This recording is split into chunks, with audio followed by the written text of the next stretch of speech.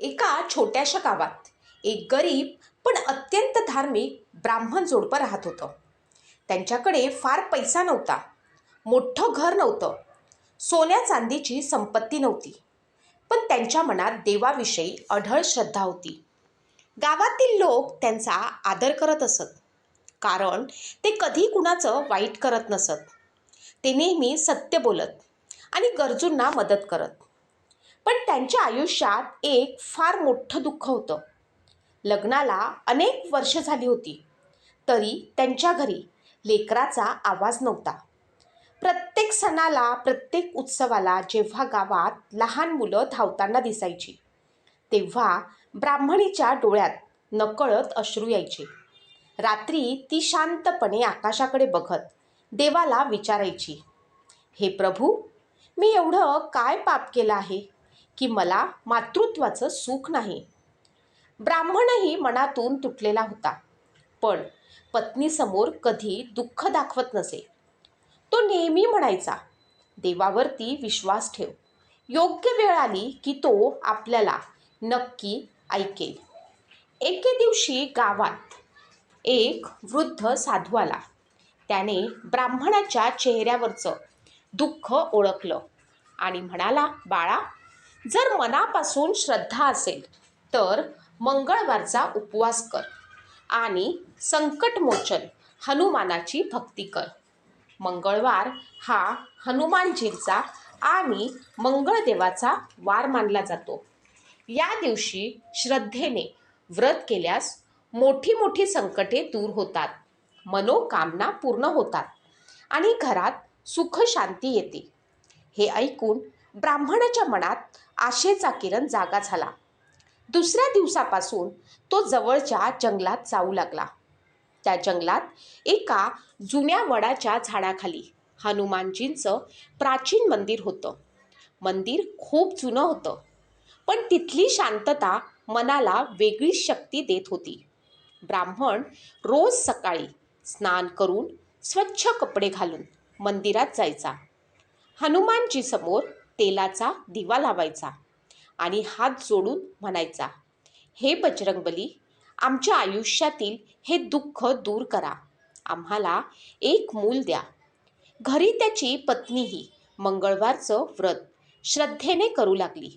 ती पहाटे उठायची, संपूर्ण घर स्वच्छ करायची, स्नान करून देवघरात दिवा लावायची आणि हनुमानजींच्या मूर्तीस सिंदूर, लाल फुलं, गूळ चणा अर्पण करायची.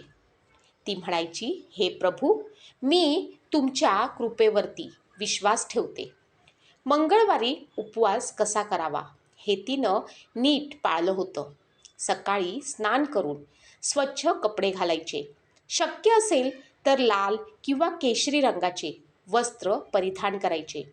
हनुमान चालीसा म्हणायची, सुंदरकांड वाचायचं आणि दिवसभर मन शांत ठेवायचं. ती कोणावरही रागवत नसे, खोटं बोलत नसे, वाईट विचार करत नसे, कारण तिला वाटायचं की उपवास फक्त अन्न व न खाण्याचं नाव नाही, तर मन शुद्ध ठेवण्याचंही नाव आहे. ती दिवसभर उपवास करायची, काही वेळा फक्त फळाहार घ्यायची, तर काही मंगळवारी पूर्ण उपवास ठेवायची. पण एक गोष्ट ती कधीही विसरत नसे, हनुमानजींना भोग अर्पण केल्याशिवाय ती अन्नग्रहण करत नसे. गूळ, चणे, केळी किंवा बेसनाचे लाडू हे ती प्रेमाने प्रसाद म्हणून ठेवायची. संध्याकाळी मंदिरात जाऊन हनुमान चालीसा वाचायची. गावातील लोक म्हणायचे, मंगळवारी मांसाहार करू नये, भांडण करू नये, वाईट बोलू नये, राग धरू नये, गरजूंना मदत करावी, माकडांना किंवा गायींना अन्न द्यावं. ती हे सगळं अगदी मनापासून पाळत होती. एकदा असा दिवस आला की त्यांच्या घरी धान्याचा एक दाणाही उरला नाही. मंगळवार होता, पण हनुमानजींसाठी भोग बनवायला काहीच नव्हतं. ब्राह्मणीच्या डोळ्यामध्ये पाणी आलं. ती देवासमोर बसली आणि देवाला म्हणाली, हे प्रभू, आज मी तुमच्यासाठी भोग तयार करू शकले नाही, पण मी प्रण करते की जोपर्यंत तुम्हाला भोग अर्पण करत नाही तोपर्यंत मी अन्न ग्रहण करणार नाही. तिचा निर्धार खूप मोठा होता. एक दिवस गेला, दुसरा दिवस गेला, तिसरा दिवस गेला, 6 दिवस उलटले. ती उपाशी आणि तहानलेली होती. शरीर अशक्त झालं होतं. चालतानाही तिचे पाय थरथरत होते. पण तिची श्रद्धा कमी झाली नाही. गावातील लोक म्हणत होते, "अगं, एवढं कठोर व्रत करू नकोस." पण ती फक्त एकच उत्तर द्यायची, "माझा देव मला सोडणार नाही." 7व्या दिवशी पुन्हा मंगळवार आला. सकाळी ती देवघरामध्ये बसली. पण तिच्या अंगात शक्ती उरली नव्हती. हनुमानजींचं नाव घेत घेत ती बेशुद्ध पडली. अचानक संपूर्ण घर तेजस्वी प्रकाशानं उजळलं. तिच्यासमोर स्वतः हनुमानजी प्रकट झाले. त्यांच्या डोळ्यात भक्तीबद्दल प्रेम होते. ते म्हणाले, "हे भक्ते, तुझी श्रद्धा, तुझा संयम आणि तुझं समर्पण पाहून मी प्रसन्न झालो आहे. तुझ्या घरी पुत्राचा जन्म होईल.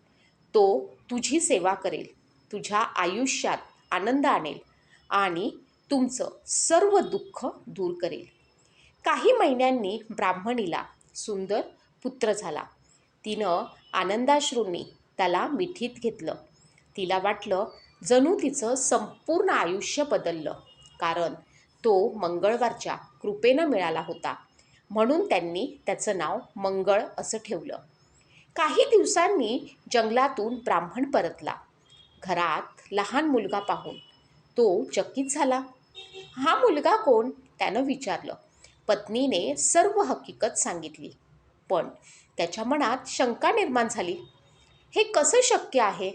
तो मनातून खूप अस्वस्थ झाला.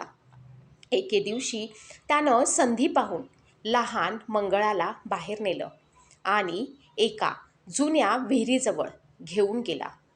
शंकेच्या आहारी जाऊन त्याने निष्पाप मुलाला विहिरीमध्ये ढकललं.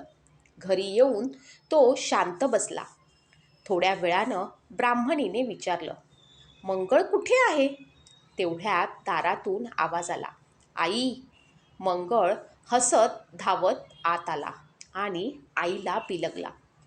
ब्राह्मणाच्या हातापायातली शक्तीच गेली. त्याच्या डोळ्यात भीती आणि आश्चर्य दोन्ही देखील आले होते. त्या रात्री त्याला स्वप्नात हनुमानजी दिसले. ते रागाने त्याला म्हणाले, "तुझ्या पत्नीच्या भक्तीमुळे मी स्वतः हा पुत्र दिला आहे. श्रद्धेची परीक्षा घेऊ नकोस." सकाळी उठल्यावरती ब्राह्मण रडू लागला. त्यानं पत्नीची माफी मागितली आणि त्या दिवसापासून दोघांनीही दर मंगळवारी श्रद्धेने उपवास सुरू केला. ते लोकांना सांगू लागले की मंगळवारचा उपवास फक्त इच्छा पूर्ण करण्यासाठी नाही, तर श्रद्धा, संयम, चांगुलपणा आणि देवावरती विश्वास ठेवण्यासाठी असतो. असं म्हणतात की जो भक्त श्रद्धेने मंगळवारचा उपवास करतो, हनुमान चालीसा वाचतो, वाईट विचार टाळतो, गरजूंना मदत करतो आणि भक्तिभावाने कथा ऐकतो, त्यांच्या जीवनातील संकट कमी होतात, मनाला धैर्य मिळतं आणि हनुमानजींच्या कृपा सदैव